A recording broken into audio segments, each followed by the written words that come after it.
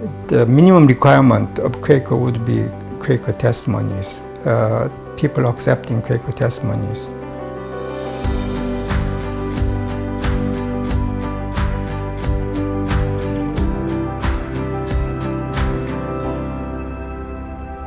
Peace, simplicity, and so on.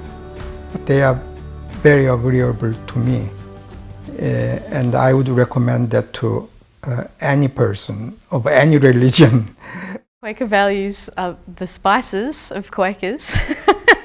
Simplicity, peace, integrity, community, equality, and earth care has been added to the E. There's a quote by George Fox, who's sometimes called the first Quaker, and he says to walk cheerfully over the earth, ... answering that of God in everyone. And that is that idea of speaking to and bringing out God within you in our communications. For a lot of Quakers, that big G word is a bit frightening, and it is for others out there. So we might say that inner light, or that the inner teacher. We're bringing that to the front. Out of that silence have come beliefs that we hold to be core, that we would say we would like our lives to testify to this, and we use them to guide decisions and guide our lives going forward. And we call these the testimonies. And these 6 testimonies in Australia we would now call simplicity, peace, integrity, community, equality, and earth care, which spells out spicy. And so that's sometimes how they're remembered. Simplicity, which is living out our lives with doing away with what we don't need. There's this lovely old Quaker word that used to be used called cumber. It's the things that encumber us, to do away with. So simplicity is about doing away with what we don't need. And it's simplicity of speech, to speak directly and openly. This person died, not this person passed away. It's this simplicity here. Peace, it's the first testimony written down because it was presented to Charles II to say we won't fight with any weapons for any purpose, for any means, because if we believe there's that of God in someone else, how can you destroy that? But peace is not about not fighting. It's about avoiding the circumstances that create the fighting. So it isn't saying in 1939, should we not have gone to war with Hitler? It's about saying, what were the elements of oppression that led to that, and how can we avert those, rather than to just say on that front line, do we not fight? Integrity, which is about speaking truth, but speaking your truth. And if I believe in earth care, if I believe in environmental protection, that means if I've only get the food takeaway, then I don't have any food, because that's not a viable environmental choice to have all this plastic. You know, it's about living your truth daily.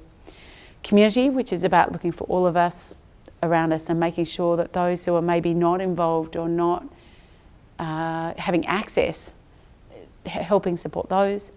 And equality.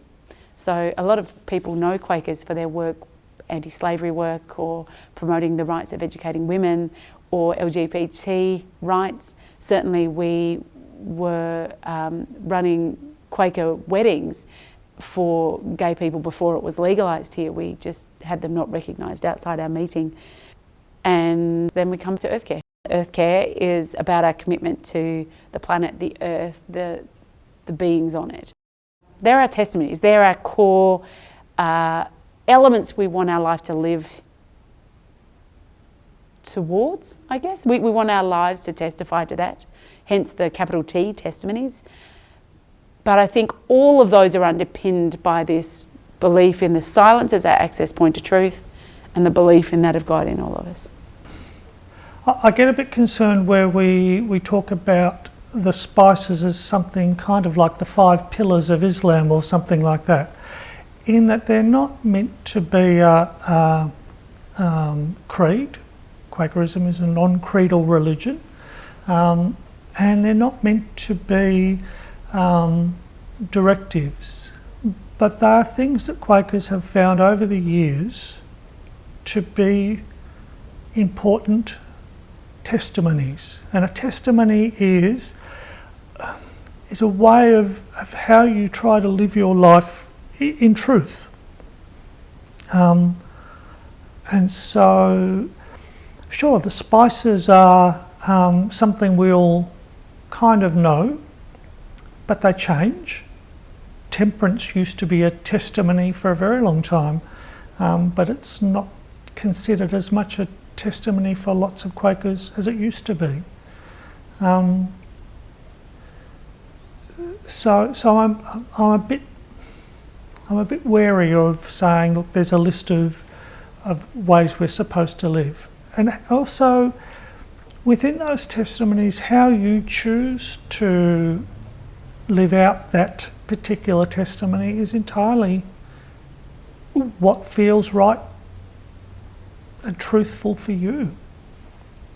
Your understanding of peace and my understanding of peace might be different,